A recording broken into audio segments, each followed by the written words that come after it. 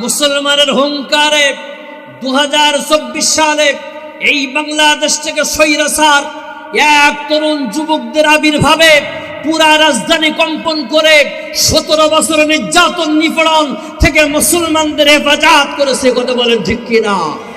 সেই মুসলমান প্রয়োজনে আরো সামনে পরীক্ষা দিতে হবে। কে কে রাজি আছে? একটু তাকবীর দিতে পারলেন না? পরে তাকবীর পরে হাত নামান। রাজি আছেন তো ইনশাআল্লাহ? আমরা কি মুদি মার্কা মুসলমান? আমরা কি গরুর মুদ খাওয়া মুসলমান? এক কথা ক্লিয়ার কর। আমরা গরুর দুধ খাই, আমরা দুধ খাওয়া মুসলমান। আমরা ওই প্রস্রাব টস্রাব সেনা মেনা খাই না। কথা কয় না? অনেকেই বলে হুজুরিরা রাজনীতি করবেন না। আরে ভাই, কোরআন শরীফ